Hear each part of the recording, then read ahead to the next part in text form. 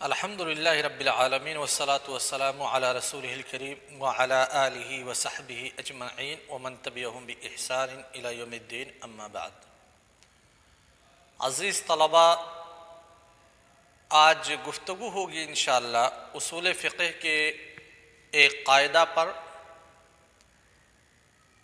جس قاعدہ کو علماء اصول فقہ جہاں قواعد اصولیہ میں شمار کرتے ہیں، وہیں پہ مفسرین کرام اسی قاعدہ کو قواعد تفسیریہ میں بھی شمار کرتے ہیں۔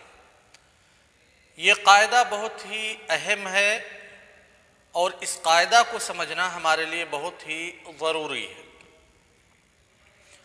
قاعدہ ہے العبرۃ بعموم اللفظ لا بخصوص السبب، یعنی اعتبار الفاظ کے عموم کا ہوگا نہ کہ سبب کے خصوص کا۔ واقعہ یہ ہے، سبب کے خصوص کا مطلب یہ ہے کہ کوئی آیت نازل ہوئی، اس کا ایک خاص پس منظر، تو اس خاص پس منظر سے ہٹ کر کے اگر اس آیت کے الفاظ میں عموم پایا جا رہا ہے، جو آپ نے صیغے پڑھے ہیں عموم کے، ان صیغوں میں سے کوئی صیغہ یا ان اسالیب میں سے کوئی اسلوب پایا جا رہا ہے، تو اس خاص پس منظر کا اعتبار نہیں ہوگا، بلکہ عموم کا اعتبار ہوگا۔ اس کی ایک یا دو مثالیں ہم لے لیتے ہیں، جیسے اللہ تبارک و تعالیٰ کا قول سورہ توبہ میں آیت نمبر 113، جس کی آپ تفسیر پڑھ رہے ہیں، پچھلے درس میں جو پڑھایا گیا ہے تفسیر میں، آیت ہے ما كان للنبي والذين آمنوا أن يستغفروا للمشركين ولو كانوا أولي قربى من بعد ما تبين لهم أنهم أصحاب الجحيم، سورۃ التوبہ آیت نمبر 113۔ اس آیت کے بارے میں علماء کرام نے، مفسرین کرام نے تین اسباب نزول کا تذکرہ کیا ہے۔ پہلا سبب، ابو طالب کی وفات کے وقت اللہ کے رسول صلی اللہ علیہ وسلم کا ابو طالب کے پاس آنا اور ان کو اسلام کی دعوت دینا، یا عم قل لا الہ الا اللہ۔ دوسرا سبب، حضرت علی رضی اللہ تعالی عنہ کی حدیث کہ ایک آدمی اپنے والدین کے لیے طلب مغفرت کر رہا تھا، تو حضرت علی رضی اللہ تعالی عنہ نے ان سے کہا کیا تم اپنے ان والدین کے لیے طلب مغفرت کر رہے ہو جن کا انتقال شرک کی حالت میں ہوا ہے؟ تو انہوں نے دلیل دی کہ ابراہیم علیہ السلام نے بھی تو اپنے والد کے لیے طلب مغفرت کی تھی اور وہ بھی مشرک تھے۔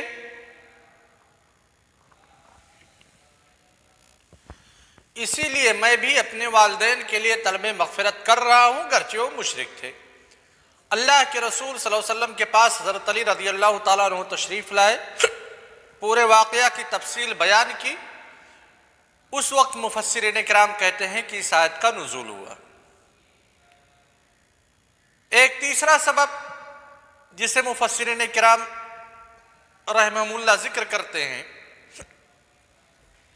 کہ اللہ کے رسول صلی اللہ علیہ وسلم وادی عصفان میں آئے، اپنی والدہ کی قبر ان کو نظر آئی، پھر آپ صلی اللہ علیہ وسلم نے اپنی والدہ کے لیے مغفرت کی درخواست اللہ تبارک و تعالیٰ سے کی۔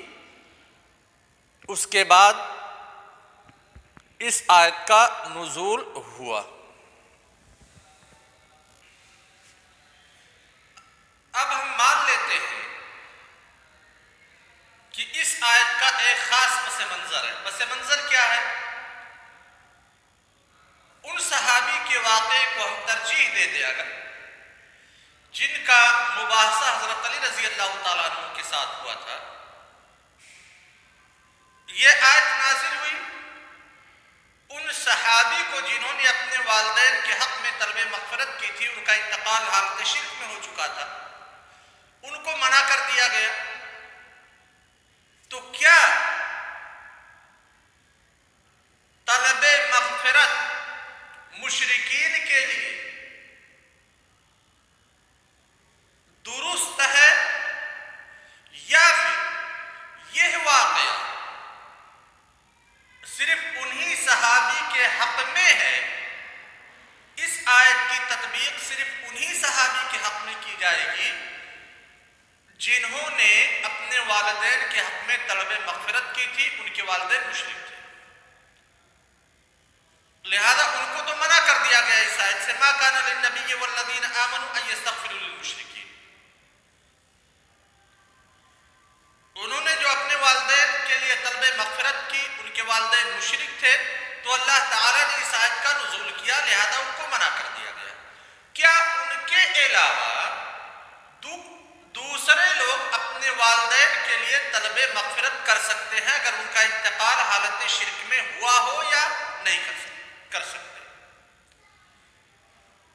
یہی اصل واقعہ ہے اور یہی مسئلہ ہے۔ جب ہم کہتے ہیں کہ اعتبار الفاظ کے عموم کا ہوگا، تو ابھی اس آیت میں ہمیں دیکھنا ہوگا کہ جو عموم کے صیغے ہیں، ان صیغوں میں سے کون سا صیغہ پایا جا رہا ہے؟ عموم کے جو الفاظ ہیں، ان الفاظ میں سے کون سا لفظ پایا جا رہا ہے؟ جب ہم آیت پہ غور کرتے ہیں، ما کان للنبی، النبی پہ جو الف لام داخل ہے، یہاں پہ وہ الف لام معبود کے لیے ہے، چلیے وہ عموم نہیں ہے۔ والذین آمنوا ان یستغفروا للمشرکین، لفظ الذین اسم موصول ہے، اور اسم موصول الفاظ عموم میں سے ایک ہے، لہذا آیت میں عموم پایا جا رہا ہے۔ اس کے بعد ان یستغفروا للمشرکین،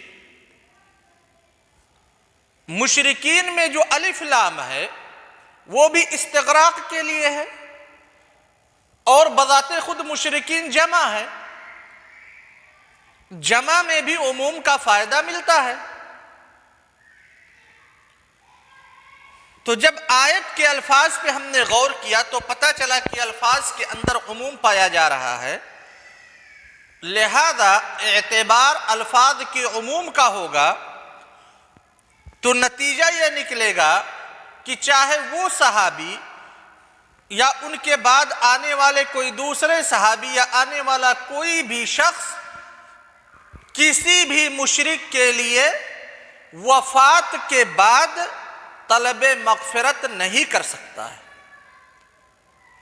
کسی بھی مشرک کے لیے، چاہے اس کے والدین ہو، چاہے دور کے رشتہ دار ہوں یا قریب کے رشتہ دار ہوں، کسی بھی مشرک کے لیے اس کے انتقال کے بعد مغفرت کے لیے دعا نہیں کر سکتا کوئی بھی آدمی۔ یہی مطلب ہے العبرۃ بعموم اللفظ لا بخصوص السبب۔